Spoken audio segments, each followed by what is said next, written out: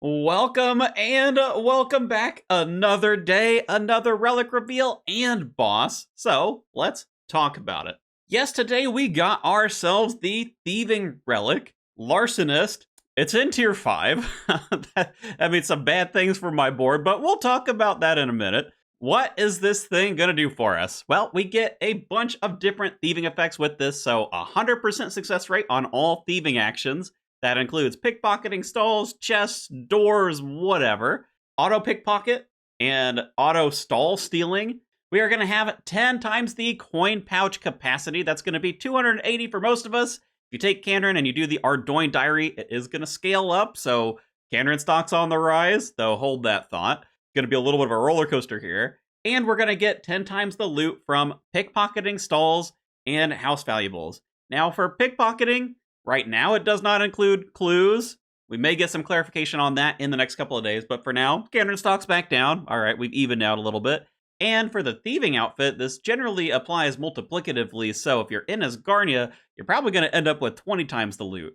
Now, one other thing I want to point out, since I know a couple of people are going to have questions on this, for the coin pouches, normally the way that this has worked in the past, if we've been in range of getting like multiple pieces of loot from NPCs that give coin pouches, it's typically you get one, and then any of the other ones are just automatically open for you. So I don't think this is going to be like, oh boy, we only get 28 pickpockets AFK. You're probably going to get the full 280, and then you have to open the coin pouches. So this should help make this feel a lot more AFK in general for pickpocketing. But there are a lot of interesting interactions with this that I do want to talk about. Now, for the areas that everybody has, Farlamore and Karamja, since this is in tier 5, you're probably not going to be worried so much about the low-tier thieving. Farlamore does offer normal citizens, master farmers, wealthy citizens, all these different stalls, guards. They even have Knights of Farlamore, like Knights of Ardoin. So, yes, you are going to have those options. You're probably not going to care about them, because in tier 5, I'm guessing you're already up to at least 50 thieving, just so you can get to wealthy citizens, because that's probably going to be a task in Farlamore. So I'm not going to talk about the low-level thieving, just because this ended up being so much later. If it was tier 2, it'd be a different story, but here we are. Now, within Farlamore, the important bits, master farmers for farming seeds, you've got wealthy citizens, it's going to be a big GP solve, both from just the raw cash you get from them on that 10 times loot, but also if you go through and you steal the valuables from the houses, those also are sold for cash, so that's also going to be really good GP, and these also give you easy clues. So even though right now it's not boosted like 10 times clues, it's still going to be really good just because you can sit there and auto-thieve forever. Shout out to the gem stalls of the world. We do have a gem stall just in Civitas, and gem stalls in general are going to be really good. They're going to be like probably the best thieving XP that we can get. I'm going to talk about that here in a minute.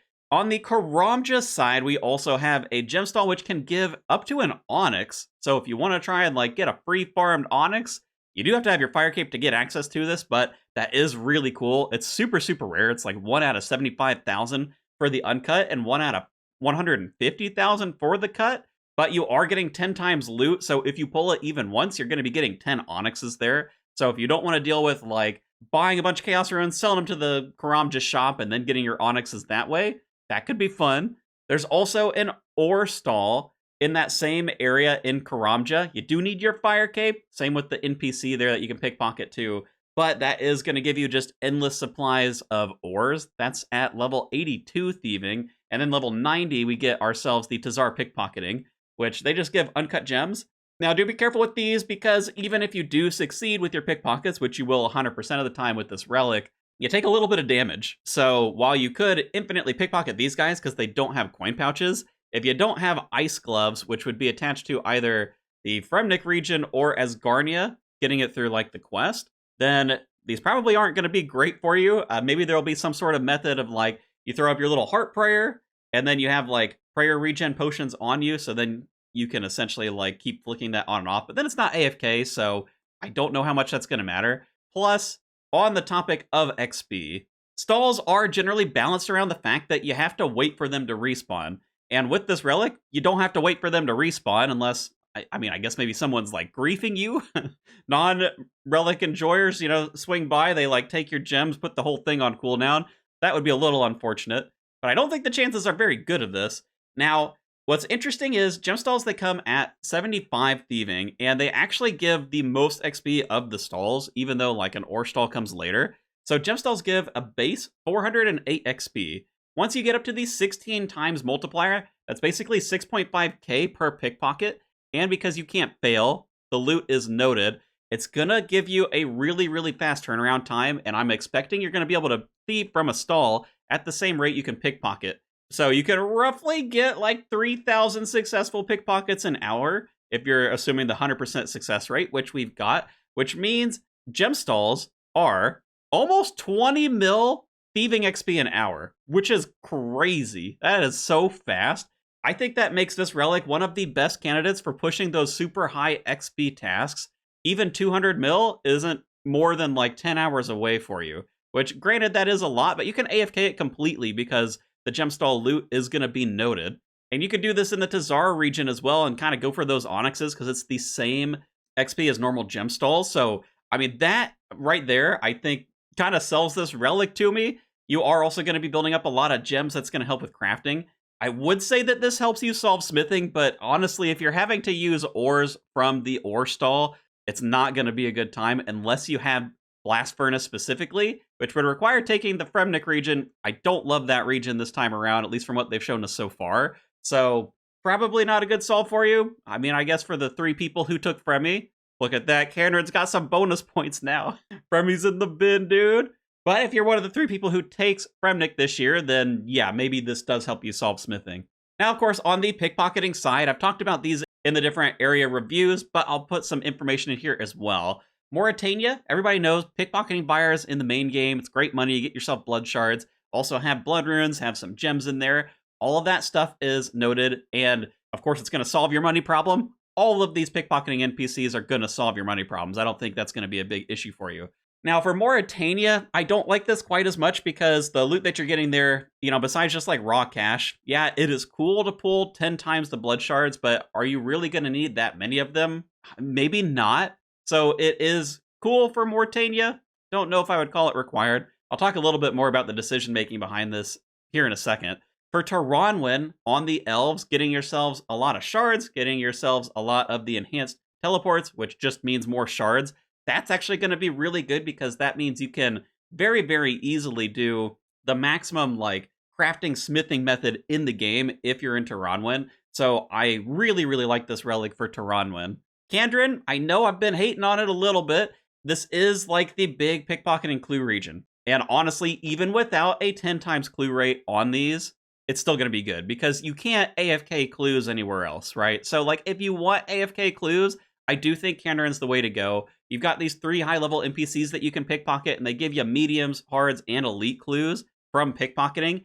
And because all of the loot's going to be noted, besides the coin pouch thing, which you are going to get a boost because you're in Kandrin, like, you can basically AFK these forever. You know, once you get up to the max tier of the diary, assuming that we can complete those, I mean, what? You're going to have, like, 2,000 coin pouch space or something like that? I mean, you probably can pickpocket for 25 minutes straight if you're in Kandrin. So I really, really like this relic for Kandrin. And then, of course, Asgarnia for the thieving outfit. If you just want to have fun, you're in Asgarnia, you want like the 2 times loot, then yeah, you know, the thieving outfit, they typically are multiplicative. So 20 times pickpocketing loot, it will feel really nice. And I hear a couple of you out there, you're like, oh, what is this? The KAT setup? We're going Kandrin, Taranwen, Asgarnia. Gosh dang, man, I was giving that a hard time yesterday. If you're going for thieving, okay, fine. I still don't think it's a good combination, all right, but like the one guy who commented about it, there you go, fine. You take this relic, okay, I accept it. It's there, it's a combo. I'm gonna move on, though. Don't do it, dude. Don't take Kandrin, Taranwen, Asgarnia. It's gonna be horrible for like the rest of the game besides thieving. Now, I know some people are gonna be really excited, like, oh, this also works on chests.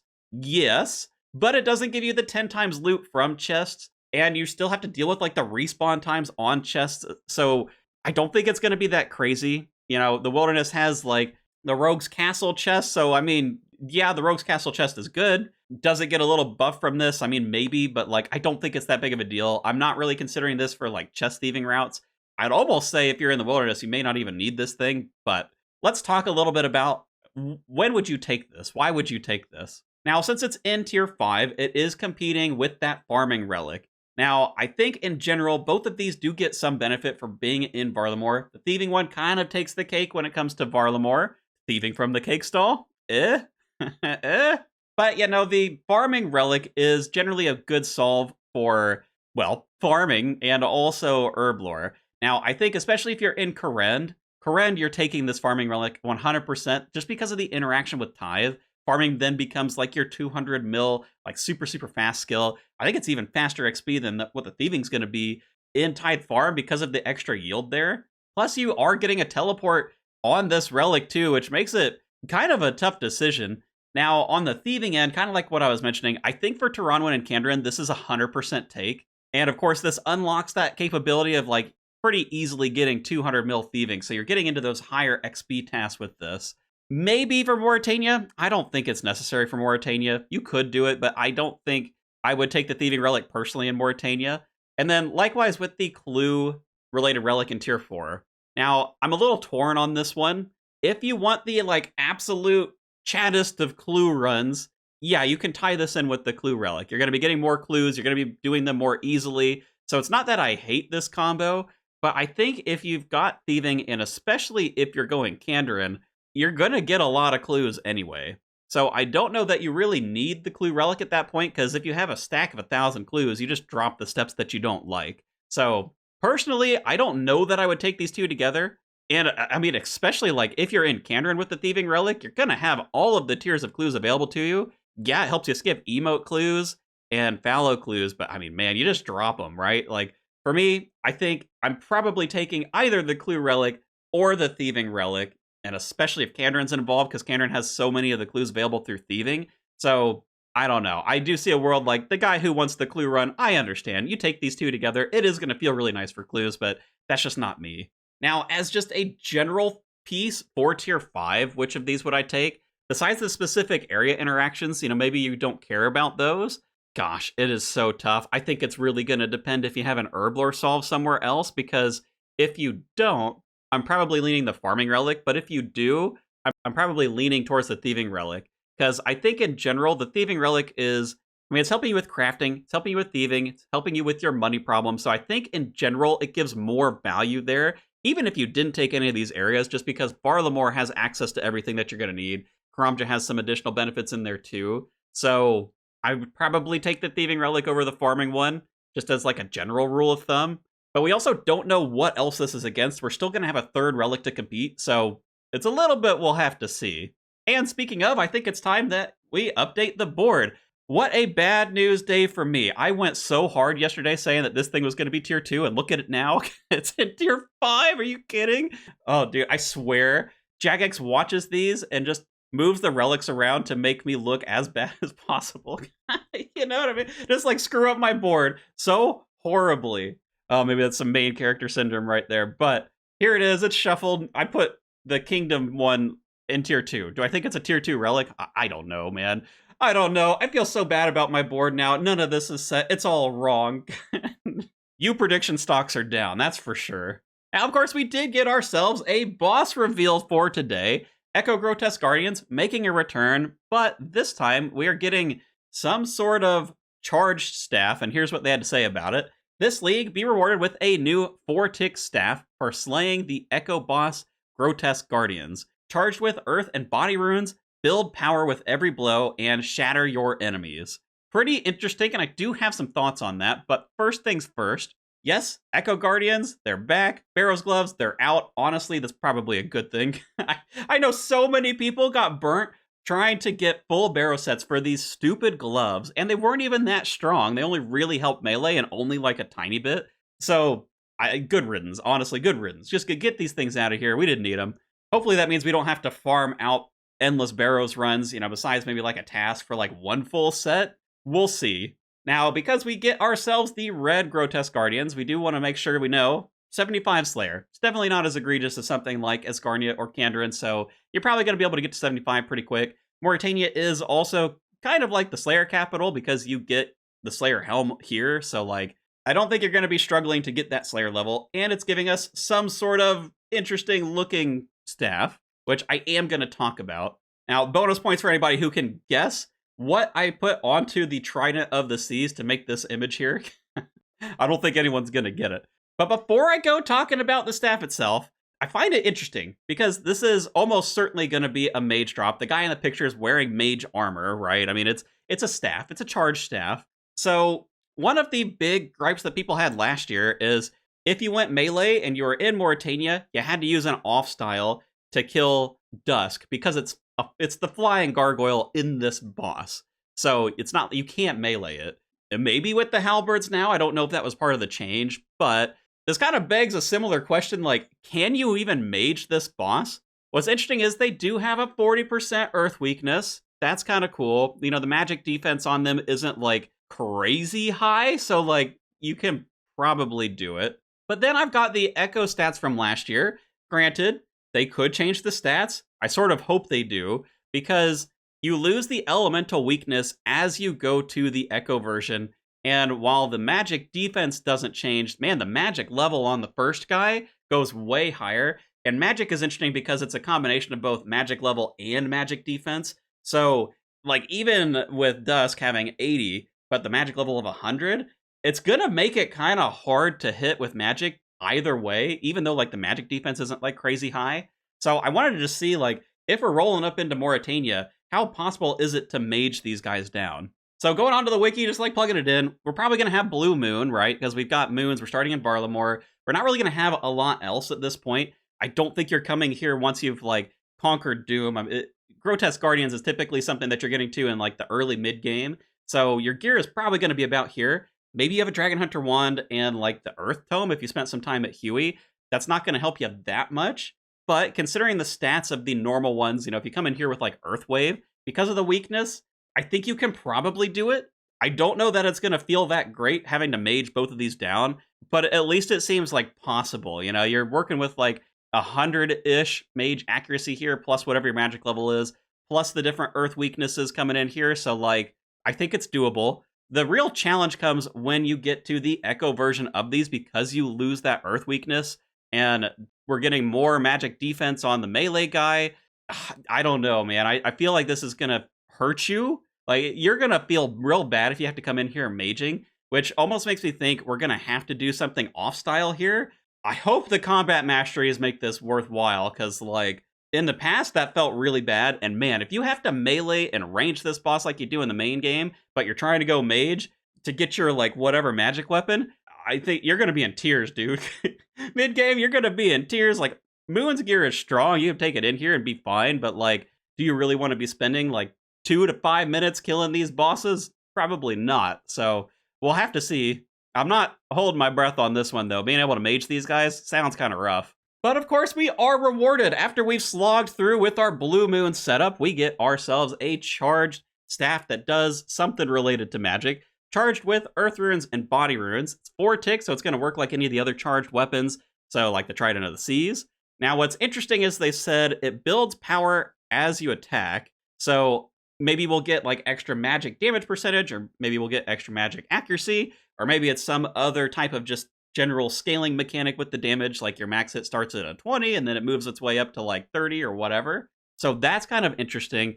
And they also mentioned shattering your enemies. Now, because we're talking gargoyles, it made me think immediately of, like, we have to get, you know, like a granite hammer, basically, right, to smash the gargoyles. And when do we do that? At the end of a kill. So whenever we want to finish a kill, we smack them with the hammer, they shatter into pieces. It makes me wonder if maybe there's going to be, like, an execute on this staff. I don't know how strong it could be, because, like, right now we might have the executioners whatever in the relics. That's my current guess for tier 8. And I think that one, you're able to use it at, like, 20% health. So, I mean, this couldn't be, like, ultra giga cracked as an echo weapon, because I think it would break things. But if it does have an execute, I mean, even if it's, like, let's say a 2% execute, or even like a 5% execute, I mean, shoot, it could just work on normal mobs too. Maybe it doesn't work on bosses so that it doesn't have that overlap. Then that might actually be really strong. It kind of depends, though, because, you know, when it comes to, like, the magic side, like, do you want to take Mauritania for magic? I mean, you've got the Nightmare Staff, you got the Sanguinesti Staff, you do have Arims, but Arims and Blue Moons have, like, basically the same stats. So I don't love Mauritania as a magic region. And, I mean, we also do get essentially like a charged staff from Doom, the Eye of Ayak. So I don't know. I mean, it's really going to depend a lot on what the stats of this weapon are and what that effect does. And it also probably depends how easy it is to get to as a mage. I mean, Mauritania in general is a good region. I know a lot of people like to take it for Slayer, so even if you set aside some of the magic stuff, maybe. So at least it's giving you like a little more of a reason to go there. I don't know though, dude.